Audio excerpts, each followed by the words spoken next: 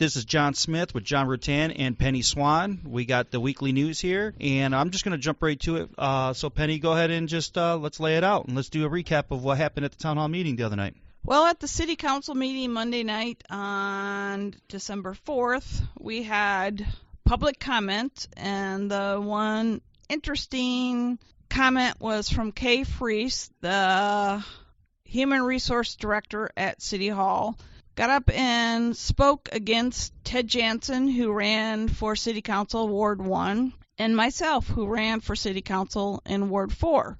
She stated that I should get back to the beginning. Ted wanted to be on the Airport Advisory Committee, and Adam Stockford, Mayor Adam Stockford, wanted to appoint Ted to the Airport Advisory Committee. Mayor Adam Stockford wanted to appoint me to the Zoning Board of Administration. Kay got up, rallied against Ted and myself, against Ted because he had filed paperwork on the city back in something like 1999 for OMA violations, and he had some code infractions for the blight with his house.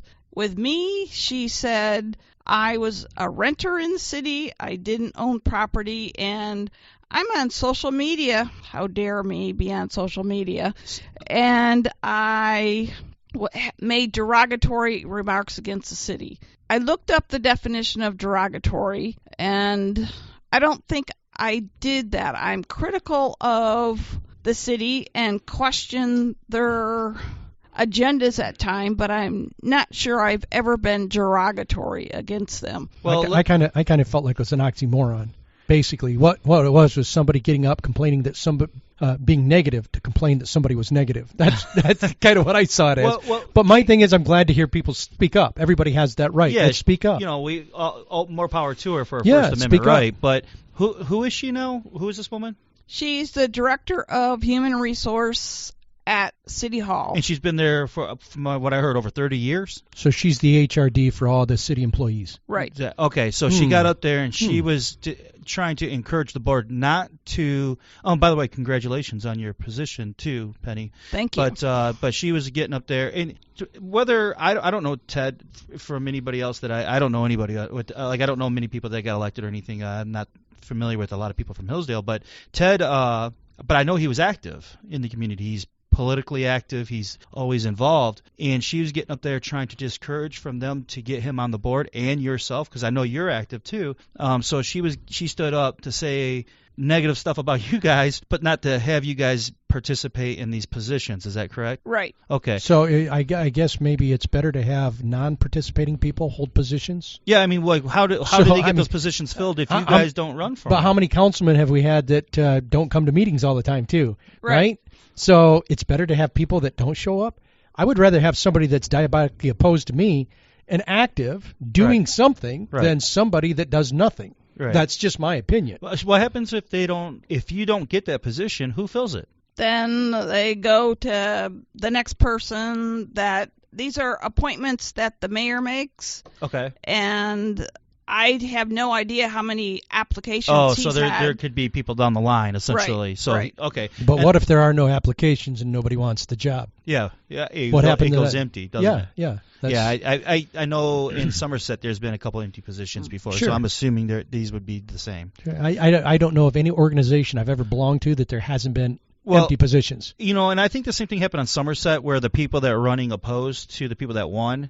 They appointed it kind of reminds me back in the day when they used to get the vice president. It was the opposing running president. You know, so it's people that are active, whether you agree or disagree with them. Getting them to participate and active is the biggest thing. Well, see, let's go back and look at those checks and balances that Madison talked about. And this is why the Electoral College, when they did it, they didn't have parties. And you didn't run with your vice president. The vice president was elected by the people, by the Electoral College, same as the president. So whoever got the most votes became president. Whoever got the second most votes became vice president. So even though both were running for the presidential job, one was going to end up vice president if they got the second amount of votes. The nice thing about that is there's its automatic checks and balance sort of there. So if you had one group of people that wanted this person as president and another group of people that wanted the other person as president, it doesn't matter if one's the president, one's the vice president. They have to figure out some way to work together and get things done. Well, So it works. It's better to have somebody that's going to be active right. and diabolically I agree. opposed to you than somebody that's not going to show up.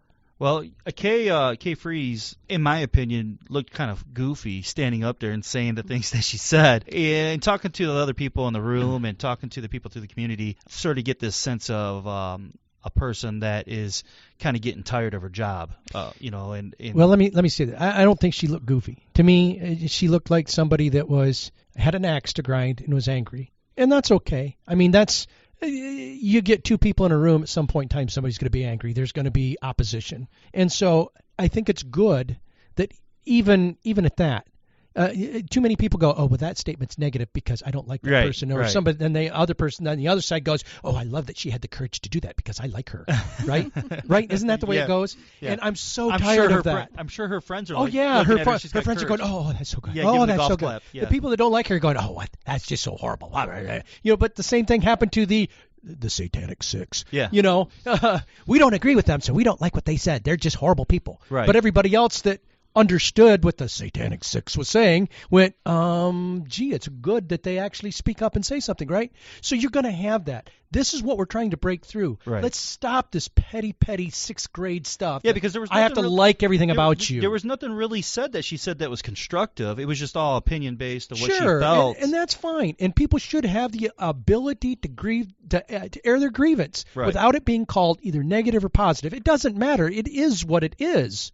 She aired her grievance. Right. She has the right to do that. Now, with rights come responsibilities. So we have to be responsible for the way we use our rights. Right. So if I use my rights and people go, what a jerk, and nobody wants to be my friend or be around me or do business with me, that's the responsibility I reap from the way I exercise my right. See, this is self-evident truth. This is natural law. This is how it works, people. This is our government. This is a republic. All right. So, Well, my other question is, was she on the clock? Now that is a good question, because see, that makes all the difference in the world. She is. If I would assume she's salary. I don't know if they do hourly down there, but I would assume she's salary. And I'm just shooting at the hip here. I really don't know. Well, and I'm going to shoot at the hip too. If you're salary, that means you're management. And in my experience in management is once you're salary, you're management all the time. So thereby, any function you go to, you are representing the organization that you manage for. No matter what you say or do, you are the management of that. You're the face of that business. Now, if you don't like that, go to an hourly position. Mm-hmm. But if you're going to be management, you have to, when much is given, much is required and expected. So you have to accept everything that comes with it. Because I know our city attorney there was on the clock. So if you figure if the human resource director is there and she's salary, she's probably on the clock as well, I would think. Sure, she's not going to get extra, but she's not going to get less, right? And all the city other employees, like Scott Hepner, I'm sure he's on the clock. I mean, he's a salary employed, so he was there. But he's not going to get extra, but he's not going to get less. But here's the thing. Should the police chief be there? Yes. I think that's something that they should be. My thing is, if you're in city government and you're middle management or higher, I think it's required that I think it should be required that you need to be there. Or at least I frowned upon that you don't show up. I mean, like, it should be encouraged, I guess you could absolutely, say. Absolutely. And the salary position, I've worked many places where I've been salary management, and they always go, okay, if you're by the hour, it's 40 hours a week. If you're middle management, we expect about 50 to 60 hours out of you. If you're upper management, we better see you living here. We better see 80 hours out of you. And that's just kind of the way it is. And so if they've got a function going on, part of your 80 hours is being there, smiling, shaking hands, and being the face of the organization. That's, when much is given, much is required and expected. That's what comes with that position. So, John, can she distance herself from a public comment saying she's not saying this as an employee, and she also doesn't live in the city? Well, my thing is, I don't care that she doesn't live in the city. I don't care that she's a renter. I wouldn't care if she's from California. And the only thing is, as long as she didn't jump the southern border or the northern border illegally, then I think she has a voice, regardless. just like as she was throwing stones in that glass house saying that you're a renter, you've got just as much voice. Yeah, why don't? So it has nothing to do with that. Did we clarify? So she was getting some background history on Ted Jansen, and she was making the claim that you don't live in the community. No, she said that you're a renter. That's yeah, right. not a property Right. owner. Right. You So know, you're for a the good renter. old days where it was just white male property owners got to vote. Right, of course. Yeah. So that you rent, and that Ted Jansen has a history of whether it be some lawsuits or some cases in the past with the city itself, and that's what Right. she really brought up. That's why you guys shouldn't hold a particular position, Correct. and that was her complaint. But to add, we have a sitting city councilman that is also a renter. It's like that has Yeah, Bill Zeiser, right? Yeah. We're not under the If I'm old not, days. If I'm not mistaken, Bill Zeiser did defend you guys, though, right? I know Adam did, and kudos Yes. to those guys. Yes, kudos to Adam for defending. Well, no, for I saying think what Bill. he said. I'm pretty sure Bill did too. I didn't. Yes. I guess I didn't catch It was Bill's either Bill comment. or Bell. I don't know it which was. one. I can't. I thought it was Bill that said that kind of. Bill Zeiser. Yeah, Okay. that kind of stood in your guys' defense. I don't know if it was that. Is it Mike Bell? Matt Bell. Matt Bell. It was I either can't- Matt Bell or Bill Zeiser. For Right. some reason, they both look the same to me. I don't know why, but Wait, is that they do not. Is that a look the racial? same. Is that a racial comment? They do not look the same. Are you a racial comment? Okay. But when I first met them, they were both goofing next to each other, and I just kind of pulled them together. So, but I know Bill. So they're guilty by association. Yeah, exactly. I talk to Bill on social media from time to time, and I catch him at Walmart a lot. So, they're totally. But if I'm not Walmart mistaken, rendezvous, huh? yeah, of course. He always avoids me at Kroger. I don't know what it is.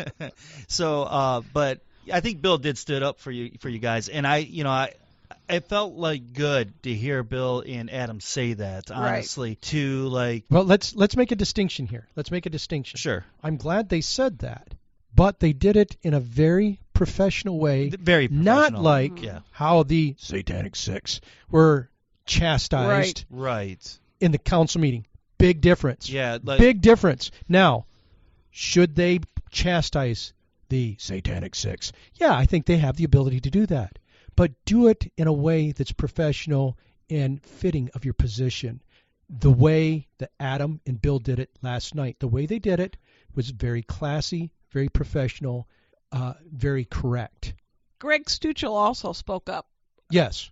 about. I've known Greg a long time. Mhm. Greg's Hey, good Penny, people. Have you known Greg for a while? Yes, we grew up together at South Sand Lake. Well, Okay. I don't know Greg at all. Mhm. Again, what of I know- surprise here because yeah. I don't really know a lot of people. But I tell you what, he really stood out last night's meeting. Outside, I mean, like Monday night's meeting. yeah. Oh yeah, Mhm. Monday night. Mhm. He really stood out. I mean, he really like was hammering, wanting to know answers. Right. And Well, but it wasn't.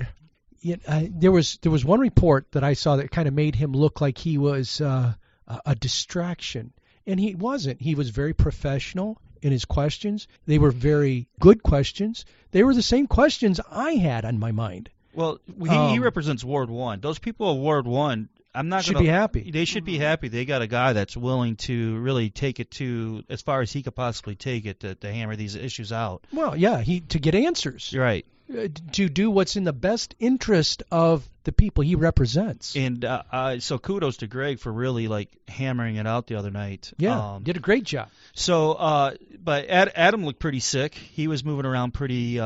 Well, that's Yeah, he was grunting and Well, playing he's with his had some- hair, and he's- it looked like he was sweating pretty hard. Well, He was. I think Ooh. he's had a cold or the flu or He's something. had pneumonia, actually. Oh my gosh. Uh-huh. Yeah, so he looked pretty sick. I Oh, didn't my bother gosh. him after the meeting because I know he had to probably get home. Yep. Oh, So yeah. He, He I probably think. shouldn't even have been at the meeting. Well, John, campaigning takes a lot out of man, you. yes. We, Adam and myself, I know I had 18-hour days often, and it takes its toll. Actually, I'm going to the doctor tomorrow because I'm still not feeling great, and it just finally took Adam down, and he's gone to the doctor and gotten treatment Well, and doing better. And Well, that's I good. wish him a speedy recovery. Yeah, I do for sure. too.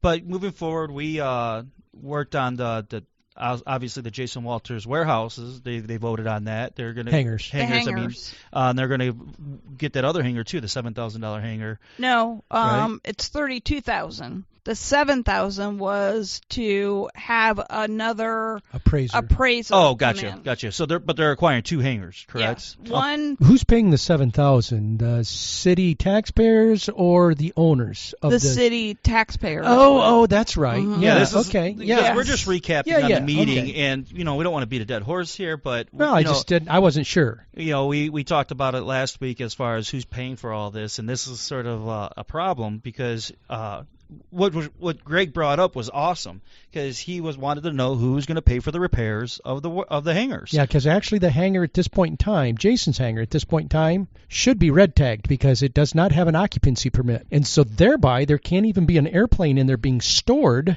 with no occupancy permit. And in fact, there is an airplane in there, Ooh. a citation being stored in there. Well, then they should receive a citation for the citation because Yep. that's against code. Mhm. And that was brought up actually by the assistant airport manager. I can't remember his name. It seemed like his name was Scott. Maybe. I can't remember. But he brought it up that we had he said a diamond, but in fact I've been informed it's a citation. Ooh. So just to recap on Jason's building, it's out of compliance. Essentially, his hangar, it's out of compliance, right? Yeah, it's against building code. Okay. But they came in and gave him a pass. No.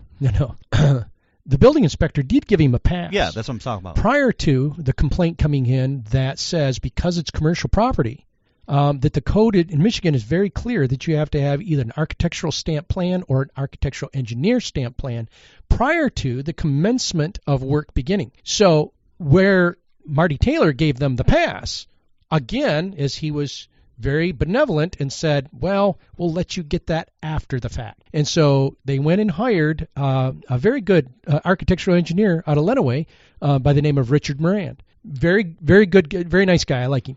I've done some other projects with him before. Very good engineer. And so he come down and he can't just affix his stamp there because if he does, he could lose his stamp. He's got a lot of money, time, and education wrapped up into that stamp. He just can't risk it like that. So he came down and did an inspection. Now, Marty passed it when he was just going to have Jason buy the permit and pay the penalty. But when Richard Moran came in, an architectural engineer, he produced 2 pages of code violations. Some of it National Fire Code, some of it National Mechanical Code, and some of it National Electric Code. So there was a lot of very big safety violations and code violations. Now, Richard Moran, even though he's not from LARA or the building inspector, his engineer's stamp outranks Marty Taylor.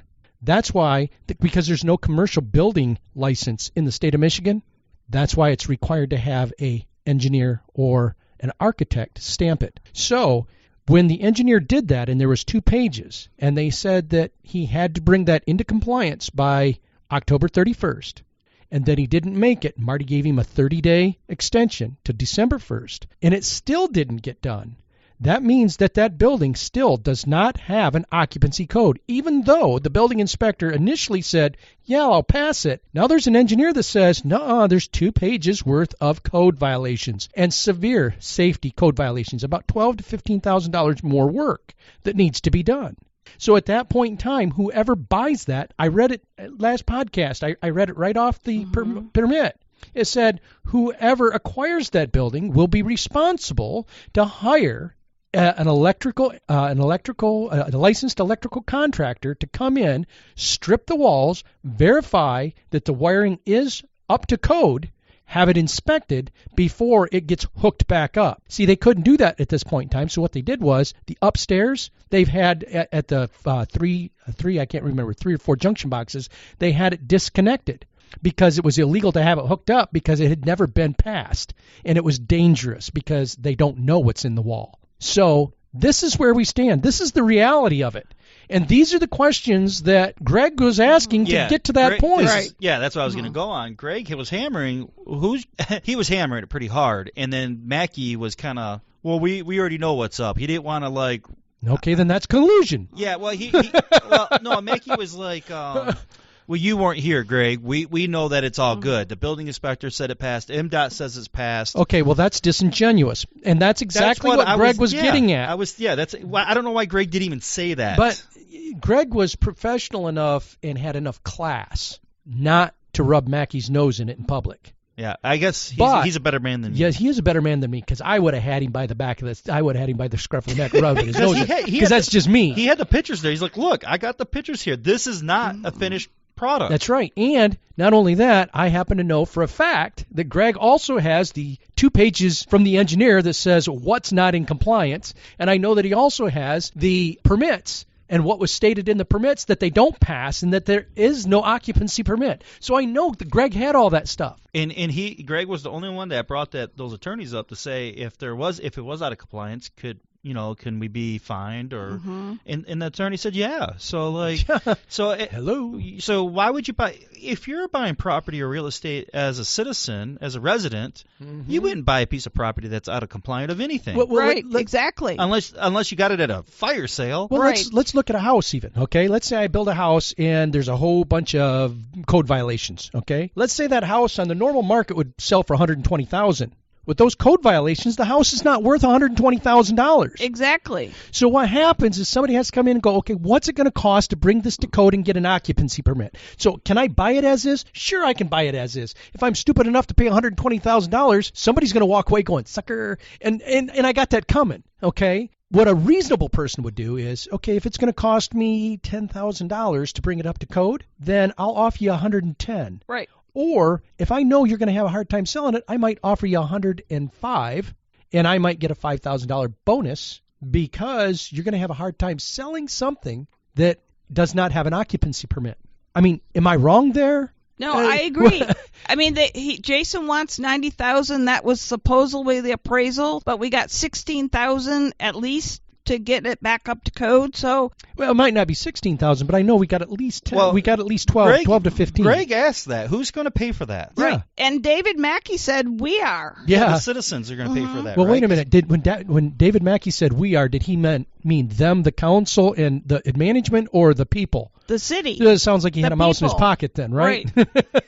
Yes. It's easy to spend somebody else's money. Oh, yeah. It seems to be very easy for them to spend the people of Hillsdale's money, the citizens. Well, when you see numbers like 5 or 10,000 or 20,000, that's probably low numbers for them to spend. So they're probably thinking it's chump change, They think right? it's pocket change, but 5 or 10,000 here and here and here and here, all over the place, add up to money. Well, it doesn't even matter. I mean, 5 or 10,000 sometimes is more than a lot of people make in Hillsdale. Right. So if that means a lot. If these people are, like say Jason Walters, if he's a part of an exchange club and so is David Mackey, the city manager, how could the city council even take his word for what it is ethically? Like, I mean, how can we honestly... Well, see, this is why when you have these issues, and sometimes you're going to run into issues where you can't do anything other than that. Right, like maybe in small towns particularly. That's right. But when that happens, then instead of getting one opinion, you get 3. Right. And then you average them, right? This is the way you do it. The other thing I found out at the finance committee meeting before the city council meeting, that when they got the appraisal, the appraiser wasn't aware that the hangar was on leased land. Of course not. Of course not. And now they're going to go back and ask the appraiser to reappraise it on leased land. Yeah, and the question was, is this going to cost us more money? Of course because they it didn't have the wherewithal to tell the original appraiser exactly the details. I mean, David Mackey purports, he said this, he was into real estate before, then he knows dang well that you got to tell the appraiser this is leased land. It's called disclosure. Yeah, it's called exactly. Disclosure. And to not disclose something that legally you're supposed to is a crime. The other thing is when Richard Moran came in to inspect, he wasn't told everything that was going on either. Since it's been turned into Lara, now he knows that he wasn't informed of everything. People wonder, I got attacked on Hillsdale Daily News today by somebody, I'm a conspiracy theorist and I like to cause trouble. That sounds like me. And it's like... All we're doing is stating what we see out there in the public. It's not like It's negative. Yeah, I mean, we're not... I mean, I don't know if anything we have said was just our opinion. I mean, really, we're throwing Stating facts. stating what they're stating. Well, Right. see, there's a difference between journalists and reporters. Reporters report the facts. Journalists tell stories, right? Yeah. And we're so used to journalists that tell nice stories that are pleasant and nothing that's negative. No, we're just But reporters report, and things that are negative you report. well, I mean, we're just seeing it as we see it, you know. Or asking questions. Yeah, there's Sure. Asking questions is a bad thing?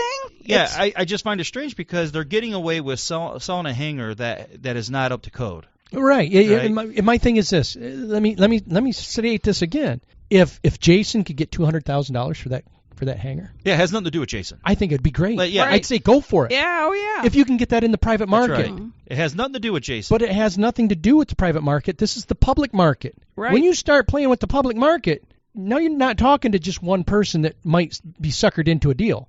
You're talking a whole bunch of people that have put their money into a pot and put people in charge of that money to be fiduciarily responsible with it.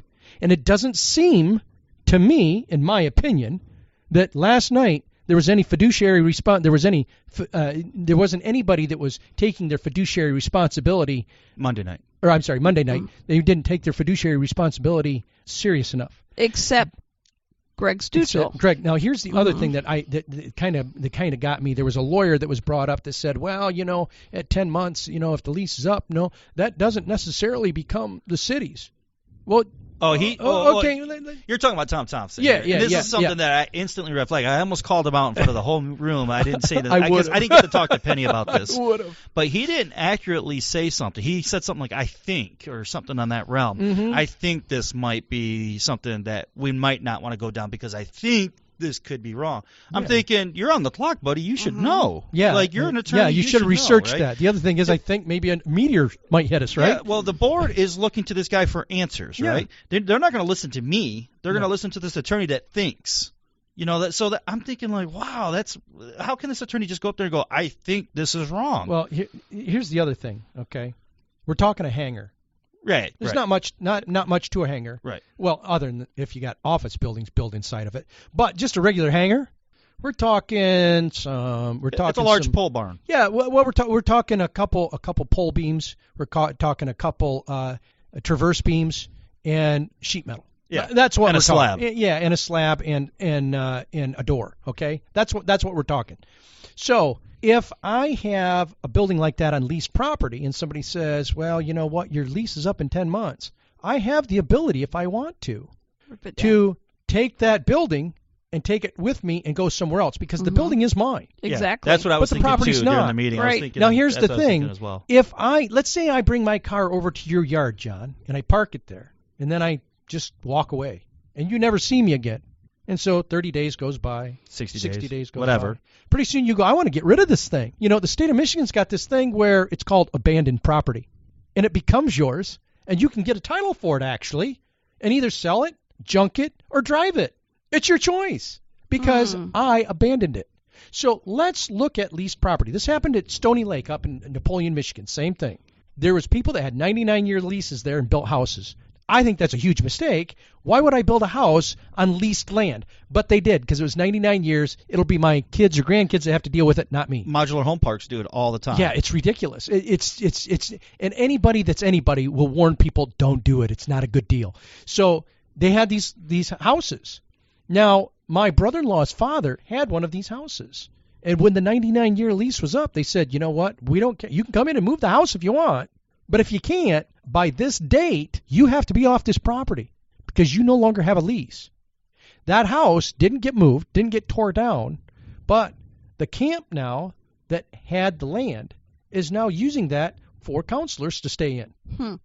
So I wonder if he could bill them. he couldn't. For like if they had to tear it down, like move your property. Yeah, no, he couldn't get any money for it. Now, if he sold it and somebody came in and took it off the property, he has the right to sell it. Right. He just can't sell it on that property because that's leased land. So this is the same situation that Jason Walters was in with this hangar. Yeah, I was figuring why not just take it with them. We all know. I mean, we all got a suspicion on why the city's trying to take it, are trying to get it. But me and you looked at this type of construction, John, and we know that we could build that hangar probably for realistically under $70,000. Oh, way under that. Well, the materials are way under that. Materials are probably like $20,000. Yeah. So like we're just talking about labor costs here. It's like a big erector said. It doesn't take much to put those steel buildings up. Yeah. So like it makes me wonder, why not just go build a new? Why even buy it when you could build new for cheaper? Well, but here's the thing.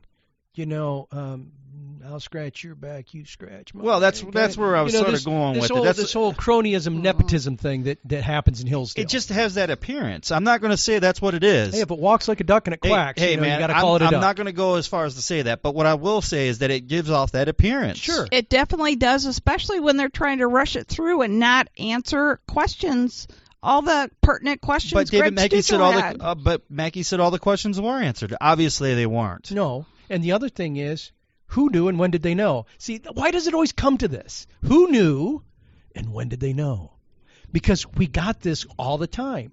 And if the council and city management wants to go, well, we're so tired of those people doing conspiracy theories, then stop giving us so much information to make it like that. Exactly. When you are not transparent, when you look like you are colluding on something because you won't tell the whole truth and nothing but the truth, then we've got nothing else to go on. Can you imagine if David Mackey just said, hey, he's my buddy, I think it's a good deal, we're just going to purchase it from him, what do you guys think? Yeah, I think he's been through enough. You know what? Be honest with me. Exactly. Be honest with me. I would have respected him a whole lot more if that would have been said. I bet everybody in the room would be like, well, can we get a little bit cheaper? Yeah. And then move on about it. Exactly. But the other thing is, if they would have said, look, I think he's been through a lot. Things didn't work. Hey, let's not beat the guy up. Let's go ahead and do that. You know what? At that point in time, I can say, you know what? For your honesty, I have to agree. He has been beat up. Granted, he put himself in that position, but I don't like to see people get beat up anyway, even when they make their own mistake. Right. So, yeah, give him a little bit of a pass. I don't have a problem with that, but just be honest with me. I don't mind donating my money to a good cause, but I don't want my money stolen from me and given to a good cause. We definitely wouldn't have a topic to talk about if they were honest about it, would they? Oh, yeah, they just wouldn't. They write our material for us. Thank you very much, by the way. But yeah. Well, everybody on that board, on the council, voted yes for this, except Greg, right? Correct. I think because we were looking at the newspaper, and Corey Murray wrote that Adam Stockford. Yeah, Stockford didn't vote on this. That he removed himself from the vote. And let me say, when I read that, I was very excited about that. I was very happy about that because we talked about ethics. Yeah. And ethics are huge. And I like Adam. I genuinely like Adam. Yeah. I think he's a great guy. We'd probably be friends if we lived closer together. But we'd hang out. I'm going to call him out. Well, Adam is related to Jason. Yeah. First cousin, right? He's married to his first cousin. Yeah. Adam did not disclose that, and he hasn't disclosed it, and we found out about it. That bothers me. That bothers me a lot, that Adam would not disclose it, number one, and number two, didn't have the ethics to abstain from that vote. Even though Corey wrote that. He had the ethics to abstain from the 425, and I was proud that he did that. For the amendments. Even the 425 and the amendments. Okay. He abstained himself both times because he had an ethical issue there. He stood, or the company he works for, stood to gain from that vote. Gotcha. So I had nothing but respect for Adam for doing that. I still like Adam. I still think he's a great mayor. But I'm going to call him out on this one. That was unethical, and that was wrong. Now, if the paper's right and he did abstain from it, then I take it back. Adam, here's your attaboy. This is assuming that is his first cousin. It is. It's been confirmed. He is related to him. Okay. Now, he did tell somebody no when that was brought up. But an obituary I happen to have on file shows where the relationship is. And I like Adam too, just as much as you do. I think he's an awesome guy. But when he said no, obviously that was when the time of when Jason was going through the ringer in the newspapers and into the social media. But see, that touches on the ethics and integrity. And he was running for mayor, and I think that was I know that's what I'm saying. Like this whole thing touches on ethics and integrity now, right? That's right. So integrity is doing the right thing. And I have nothing but respect for Adam, and I think he has high integrity, and I think he has high ethics. I think in this particular situation, he dropped the ball a little bit. Yeah, but that's what I'm saying. He started chopping that tree down. Yeah. He might not have cut it completely off, but he did put a couple of real serious whacks in that tree with the axe. Right. That bothers me. And that's because we do know Adam. Right, but that doesn't make Adam. We don't know some of those other council members like we know Adam, right? But that doesn't make Adam evil. Let me qualify that. That doesn't make him evil. It makes him human. Right. Okay. To err is human. So let's understand that. That doesn't mean that somebody shouldn't be called out when they make an error, a human error. But we should never give anybody a pass because we like them. But everybody passed this hangar purchase and the second hangar purchase except Greg. Yes. Because Greg wasn't comfortable. Greg's an engineer, he said. And he said that he saw the pictures and he don't know how this got approved by anybody. Yeah. It's not a finished product. No.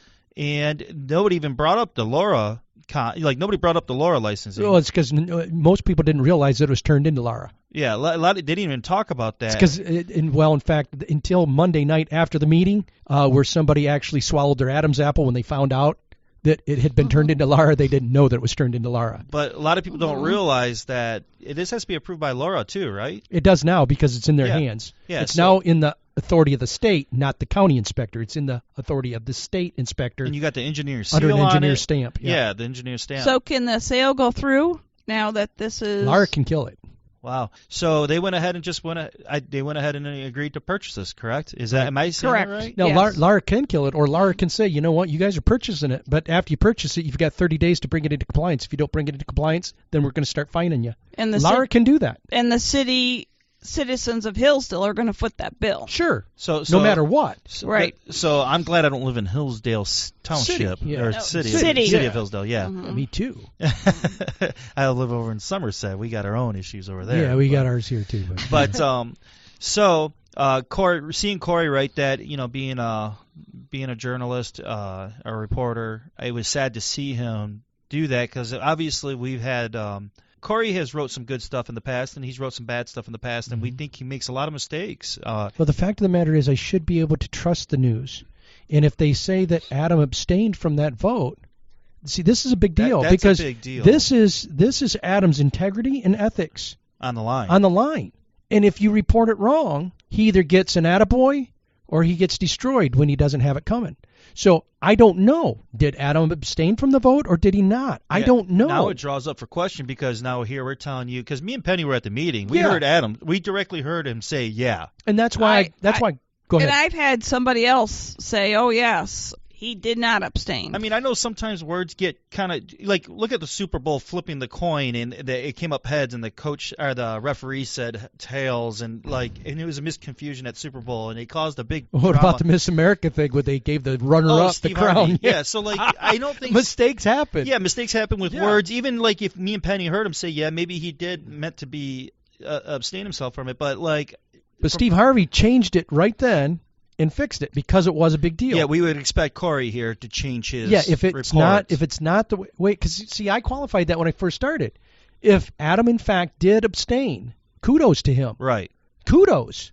But if he didn't, I'm disappointed. We will change the way we feel and mention this on the next podcast. If once I find out the truth. If we make an error and someone points it out to us, we're gonna we're gonna fix that. Yeah.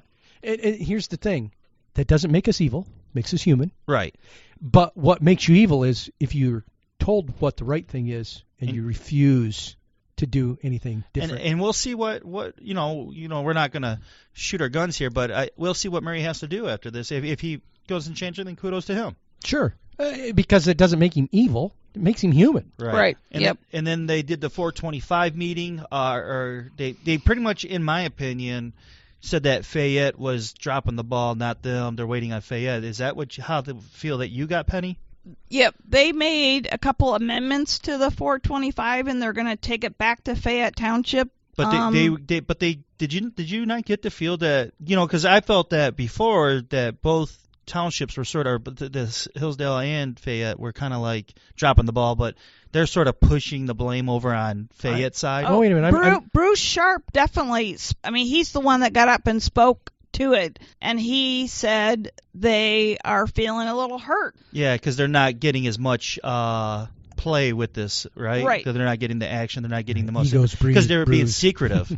Because this board was being more secretive, and they didn't have enough information over in Fayette. So that was their feelings at Fayette. Yes. Yeah, so that's Whether it was real or assumed, doesn't matter. Exactly. Right. To them, it was real. Exactly. Right. So they're pushing sort of the drop in the ball blame over on Fayette. Now, whether it's true or not, I really don't know. Doesn't matter. To them, they feel Right. that it is. Yeah. Right. Exactly. And so that means everything in the world. But here's my problem. I'm a little confused here, isn't it? Isn't this all of this useless? It's like closing the barn door after the horses get away. Yeah, I would think Because so. last I remembered, the Fortune 500 company Meijer said they needed to know by December 1st Right. or nothing was happening. I do not see Fayette Township going forward to this on next Monday night. Well, here's the thing, though. It's it's the 6th of December. Right. That's like 5 days past Mhm. the due date.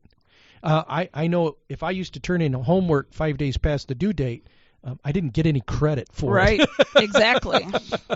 Well, and so there wasn't much more that they really discussed. I mean, they brought it up a couple times, talked about that in Fayette, but there wasn't really that much discussion on the 425 really at No, all. they didn't even state the changes that were made. And then really pretty much they just did all the appointment or the appointees that the mayor had. And the mayor and David Mackey got in a little, not a tiff or anything, but I guess Definitely in opposition to one another. Well, no, they were okay. So, like, I guess there's going to be TIFA appointees, maybe potentially, and they got in a kind of David Mackey, or the city manager, normally appoints those positions, and then the mayor is like, "Well, I thought I was the one appointing those positions," and they got in a little exchange there. Not that, Along with the city attorney got involved in that too. yeah, Yeah. and And he should.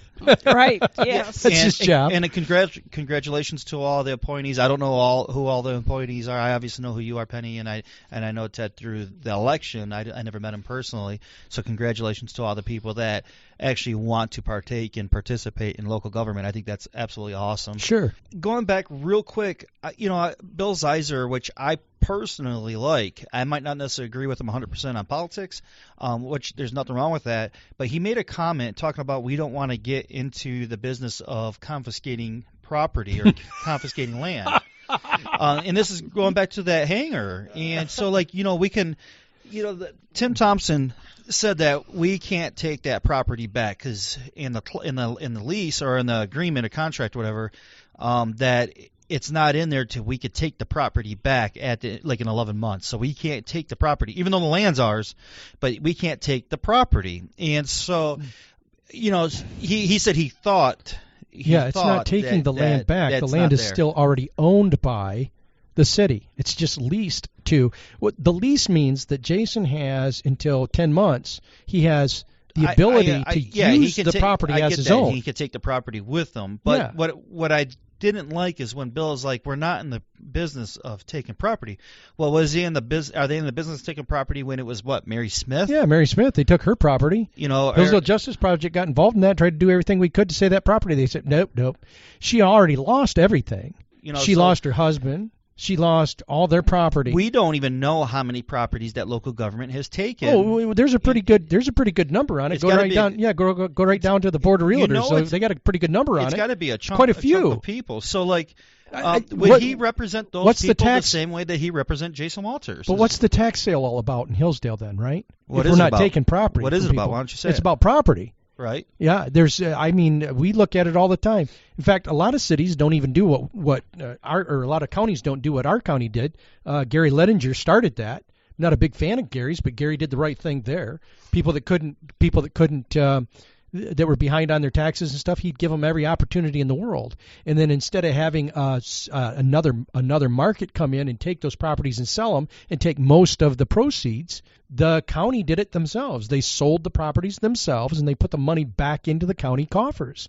So kudos for them for doing that. But they're not in the business of taking properties? Yeah, that's laughable. He was like, well, we don't want to get into the rhythm, or I can't remember the words. I'm not gonna. I'm paraphrasing here. What's the nuisance and blight ordinance all about? Yeah, it's about taking property from people. Exactly. And that's what I'm sort of. I'm going to call him out now. Yeah. Every time that a piece of property is taken from someone, which we know is wrong. Everybody knows it's wrong. Well, would you like a piece of property taken from you? But I called No. I called Bill out. I gave him the opportunity after the Satanic Six were chastised at the city council, and Bill Zeiser was part of the wringing of hands and the righteous indignation of everything that was going on. I said, wait a minute, where was your guy? Where was even Ray Briner? I said, where was your righteous indignation when Anthony Hart spent 16 months in prison as an innocent man? Where was your righteous indignation on that? Well, we didn't know anything about that. Okay, what about Anthony Feather? When he was placed on the sex offenders registry without ever committing a crime and never was charged with a crime or convicted, but was placed on that and had his life ruined anywhere. Where's your righteous indignation on that? Well, all of a sudden, it was crickets. I heard nothing. Well, that's what I'm saying. Like, so is he going to represent the next person that gets their property taken from them, or even threaten to take it from them? No, it'll be crickets, and it'll be we didn't know about it. Is he going to stand up and say, well, we're not in the business of taking people's property? No, not at that point in time. So what ward does he represent? Bill Zeisser represents Ward... Was it 2 or 3, right? It's 2 or 3. Okay, whatever ward he represents, those people, if anybody, two, if those people, if there's anybody in his ward where their property is being threatened or be taken by the local government, they should really come forward so we can actually call him out on something like that. I just find that ridiculous that he would say something like that. We know to be that property has been taken within our township, and he should help out the other wards too, for that matter. You don't want to see people's property taken throughout any township. I was wrong. 3. Okay, in Ward 3. Right? We don't want to see people's property taken anywhere. Right? Now let me qualify this. Let me say this. I'm sure Bill said that in the best of intentions.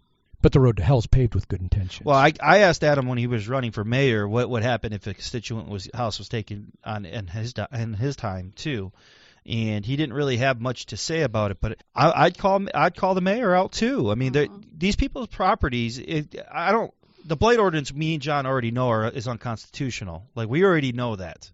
And so if you're taking it through like a nuisance ordinance or a blight ordinance, you're doing the wrong thing. You're stealing from people. Yeah, I mean, Penny, if you had an extra car on your property, would you like your house being threatened to be taken by the local government? I actually have an extra car. I was willed a car. My driveway has 1 lane, and I know I can't park that extra car on the grass because that's against city ordinance. So I have that car in the garage, and I have to park my car outside. Right. So the city comes and mows your grass too? Yeah, they don't. If they own it, so they just get to tell you what you can do with it, but they don't. Exactly. Okay. And this is going to feed into mine and John's next topic as far as our next podcast is talking about the MTA. The average citizen or I don't know, maybe local government, but the average citizen doesn't know what the MTA is, and that's called the Michigan Township Association. They're a third-party group that advocates for every township in the state of Michigan. So, like, even if your township's not part of the group and they don't pay the fees to be part of that group, they still lobby for your township. And 99.9% of all townships in Michigan are paying fees to be a part of this association. So, like, if you become a township supervisor and you have no experience as a township supervisor, how do you do your job? And what a lot of times they do is they go to the Michigan Township Association. That's where they get their education from. And so everybody's getting in these local governments are getting education. And they probably have a ton of good. I've never seen any of the education platforms. I'm pretty sure they have pretty knowledgeable stuff, like how roads get reconstructed or how to conduct zoning and stuff like that. Yeah, I know it's comical because a lot of it's regulatory and all silly. It's all regulatory. But I'm sure the information's very informative. Oh, sure. Right? Sure. And so, but when you go to the Michigan Township Association, when you go to their website, the very first thing that pops to me is their mission statement talking about promoting a localized democracy. Now, me and John hit this all the time, is we're not a democracy, we're a republic. So why do you have this third-party group? It'd be like the Girl Scouts. You send your kid to Girl Scouts, and they're promoting that we're a different form of government. Like, why would you have your children go to a third-party adversary group to talk about that we're a different form of government? So we got our representatives that represent that where our money's, they're paying thousands of dollars to be a part of this group that comes out of our taxpaying dollars for them to learn that we're a democracy. The very first thing they push, as far as like they push a local ordinance first, and that is the blight and nuisance ordinance. That's the very first thing they push, because what they're doing is they're trying to keep property values high. And so, is it the government's authority to protect land value? And that's sort of the question of the day: is it the job of your local government, your local township supervisor, the treasurer, the trustees? Is it their job to protect land value? What do you think, Penny? I would think no. No, because it's your job to protect Right. your right. Like if you want to have gutters on your house, it raises the value of your property, right? It's Now, let's be clear here. Government has an obligation to protect your property, but not its value. So thereby, it's just like the sovereign state of Michigan has a contractual obligation with the national federalist government to protect them against invasion, to protect the property of the sovereign state of Michigan from it being marched on and seized by another country or by another state. So they have an obligation to protect your land, to keep it from being overthrown or stolen. But they do not have an obligation to keep the value of your property. Yeah, because think about this. People that say are in a higher income bracket, they pay more taxes, right? They pay more taxes on their home property taxes, what I'm saying. Sure. Right? But that also makes them part of the elite. And what do democracies protect? The elite. Right. So that's the only group that gets protected. That's right. So they're paying more money into the system, so they feel that they have that local government has this obligation to protect their land value, when in fact it's their own obligation to protect their land value. And they feel that it's their obligation to put people into government that will enact laws that protect them. That is a democracy, right? 51% of the people want it. And that's exactly what the MTA is pushing, is a democracy. Now, you're going to get this, and I get this a lot. Even George Bush gave a speech and he said the great democracy America. And I was like, dude, you were the president for 8 years and you don't know what form of government we have? Now, when I talk to other people, even law scholars, I get them, they say things like, well, the word democracy and republic are interchangeable. That's right. Well, they are in a thesaurus, but the problem is when I go to court, I don't argue out of a thesaurus, do I? I argue definitions out of Black's Law Dictionary, not a thesaurus. And in a dictionary, democracy and republic are two very different things. In fact, our founding fathers, if we go and look and see what some of the things were that our founding fathers said about democracies, this is exactly why they didn't want us to have one. Yeah, they said they're horrible forms of government. Nothing but negative things to say about democracy. Absolutely. Yeah, it's a transitional government usually from a republic to an oligarchy. Absolutely, that's exactly what happens.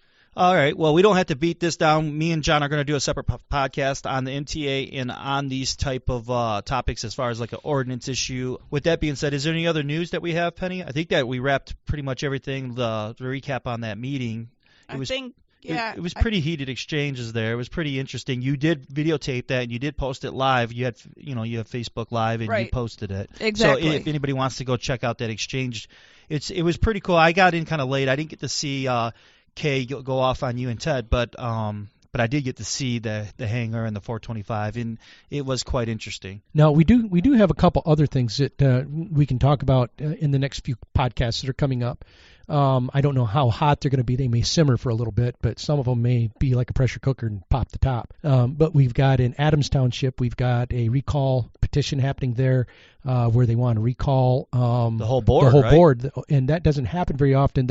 Is from what I understand, that law changed in 2012, and so the canvassing board in Hillsdale, which is Marnie Cast, Judge Bianchi, and Treasurer Kaiser, are having a meeting, which has to be open to the public on Thursday, and I think it's between like 1:30 or 2 o'clock, and because they've never done this under the new law, so they're getting together to make sure that they have all of their T's crossed and all of their I's dotted. So this is something that's going to be coming up and hitting the fan. Yeah, and that's definitely an interesting meeting. Yes, because that's something that rarely happens. Well, this whole process is going to be interesting, and it's all over the MTA nuisance or blight ordinances regulatory law that they're trying to stuff down people's throats. We seen that case up in Pulaski Township where that was a bad one where the guy they stole property. They stole a ton of property from a dude that was and then charged him $30,000 to $40,000 to rob them. Right, they charged him for the. That's what I was talking about. Like with the house, like with that 99-year lease, if the people leave and abandon the house, they could probably get charged for leaving that abandonment property. Sure, if I have to tear it down, I can go back on you and charge it because it's your property. That's right. So essentially, with like the hangar, for an example, if Jason doesn't take the hangar at the end of the lease, We could bill them for having to tear it down. tearing it down, right? But they're not going to. What they're going to do is they're going to bill the taxpayers to build it back up. So we definitely got some pretty cool podcasts talking about these blight ordinances in MTA. We're going to definitely have some more news for you next week. And if I can, too, in Go ahead, John. in Jefferson Township, there's also a fire truck issue or a fire station issue. In Jefferson Township? In Jefferson Township. So I've got to get more information on that. That's something that just kind of tickled my antenna today. And so I'll be doing a little bit of research, find out what's going on that. So we do have some other things going on around the county. Yeah. And not just in the city of Hillsdale. Yeah, that's right. It was just because of these meetings there with heated exchange. Oh and, yeah. These were the hot topics of the day. Yeah. Yes. And then also for our listeners here, because we did get a donation for an audio cable that we needed for the GoPro. So pretty soon we'll be having these sessions live on video. And so you'll actually get to see what we look like while we're doing this. You can see our ugly mugs while you listen to us. And video is always more interactive than, say, the audio. It's a much better experience. Does that mean I have to start combing my hair now? Yeah, I would think so. Yeah, and people can see me like sniffle like away from the microphone and stuff now.